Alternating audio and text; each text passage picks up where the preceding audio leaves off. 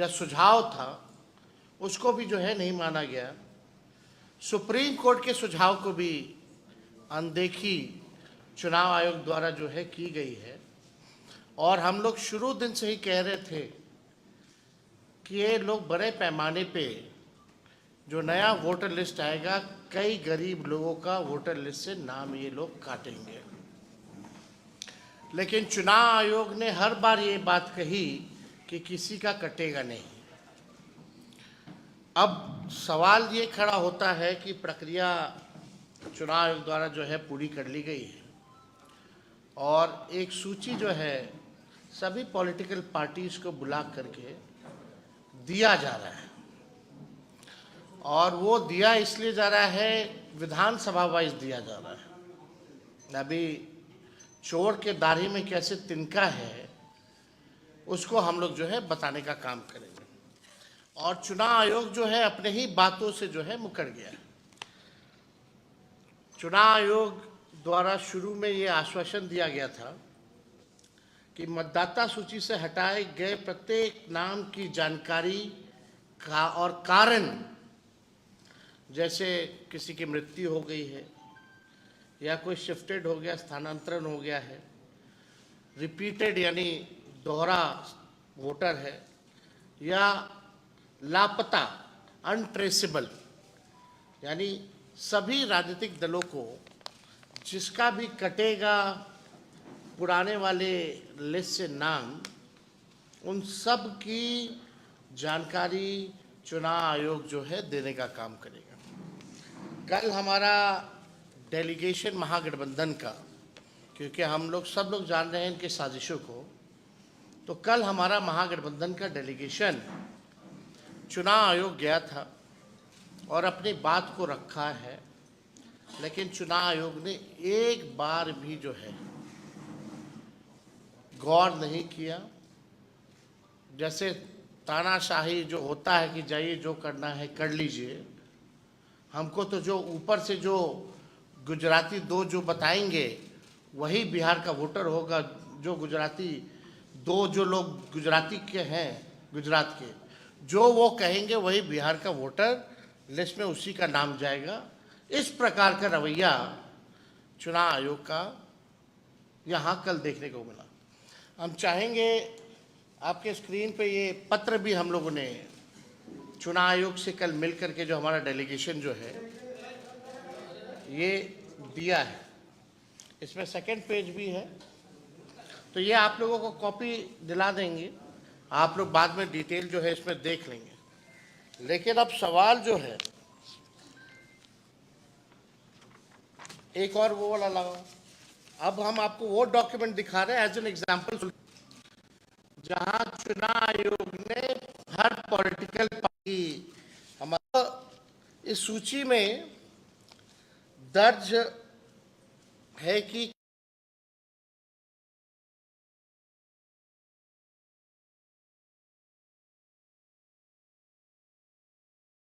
कटा है, वो किन कारणों से कटा है। ये आप कैटेगरी देख लीजिए। पहला लिखा है आईडी, क्या हुआ वो लगाओ, यानी आप देखिएगा अभी फिर लग जाएगा। पहला इसमें है ID, part number, name, relation type, relative name, age, gender, old part number, old part serial number. अब तकरीबन जो है हर विधानसभा से 20 से 30 हजार नाम काटे गए हैं, यानी टोटल 65 लाख के करीब, यानी 8.5% के करीब जो है वोटर्स को जो है लिस्ट से नाम काट दिया गया है। अब हमारा सवाल है, क्योंकि चुनाव आयोग जो है जब भी बात करती थी या जब भी कोई विज्ञापन देता था या प्रेस नोट भेजता था या डे टू डे अपडेट देता था, तो उसमें बताया जाता था इतने शिफ्ट हो गए, इतने मरने वाले हैं, इतने की दोहरी वोटर लिस्ट में नाम है और एक जो है अनुपस्थित वाले, उनका कैटेगरी दिया जाता था। अब सवाल देखिए, अब तकरीबन 20 से 30 हज़ार, और ये जो हम लोगों को जो सूची जो उपलब्ध कराई गई है, ये आप समझिए, ये विधानसभा वाइज सूची जो है हम लोगों को उपलब्ध कराया गया है। और विधानसभा वाइज यानी हर एक विधानसभा से 20 से 25 से 30 हज़ार वोटर्स का नाम जो है काटा गया है, यानी तकरीबन 8.5%।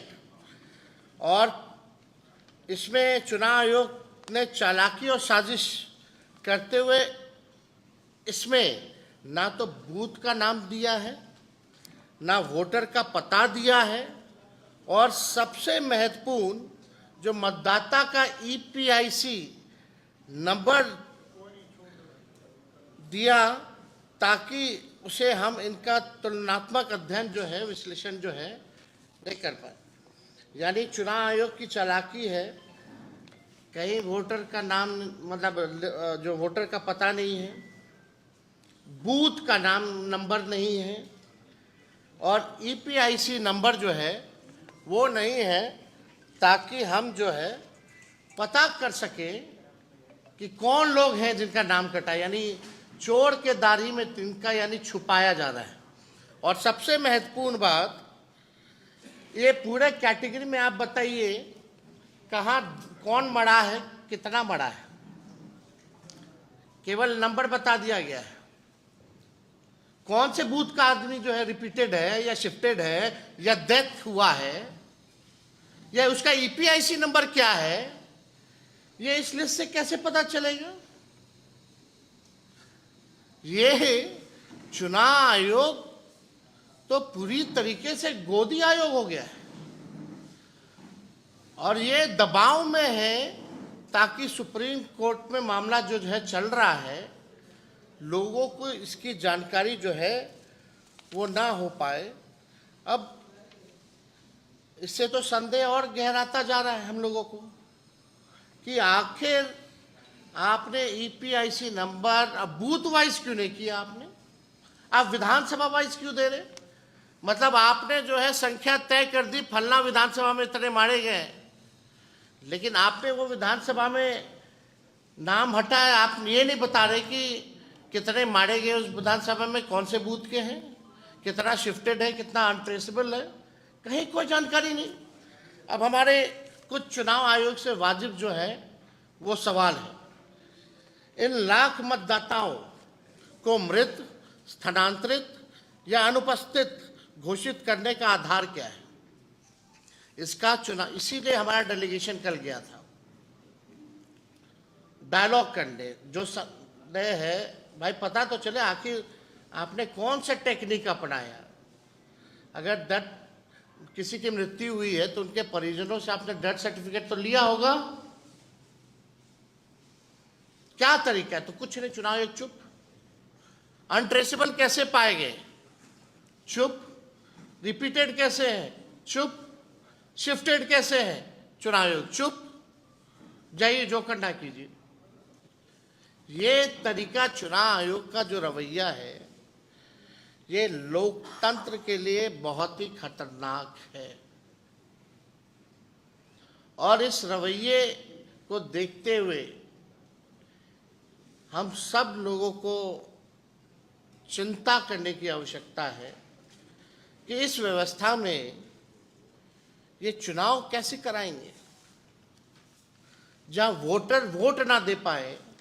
आपने पहले से तय कर दिया कि फलना पार्टी को ही सरकार में लाना है, तो आप चुनाव क्यों करा रहे हैं? आप एक्सटेंशन दे दीजिए सरकार को, लेकिन आप लोकतंत्र को खत्म करने का प्रयास कर रहे हैं। अब मृतक मतदाताओं के परिजनों से कौन सा दस्तावेज दिया जिसके आधार पर उनकी मौत की पुष्टि हुई? दूसरा सवाल, जिन 36 लाख मतदाताओं को चुनाव आयोग ने स्थानांतरित बता रहे हैं, अस्थायी रूप से पलायित बता रहे हैं, उसका क्या आधार है? इलेक्शन कमीशन को स्पष्ट जो है करना चाहिए। अगर अस्थायी पलायन से 36 लाख गरीब मतदाताओं का नाम कटेगा, तो फिर ये आंकड़ा भारत सरकार के अपने आंकड़ों के अनुसार बिहार से प्रति वर्ष जाने वाले 3 करोड़ पंजीकृत श्रमिकों से भी अधिक होना चाहिए। यानी जो पलायन है, जो पंजीकृत, जो लेबर मिनिस्ट्री ने जो जवाब दिया है पार्लियामेंट में, तकरीबन 3 करोड़, यानी अगर इलेक्शन कमीशन की माने तो समझे ये 3 करोड़ से भी ऊपर जो है इसकी संख्या होती है। क्या इनकी फिजिकल वेरिफिकेशन हुई थी? हम जानना चाह रहे हैं, क्योंकि गाइडलाइन में तो लिखा हुआ है फिजिकल वेरिफिकेशन का। तो क्या फिजिकल वेरिफिकेशन हुआ? क्या नियम के तहत बीएलओ को 3 बार मतदाताओं के यहाँ जाना था? क्या वो 3 बार वाकई में गए?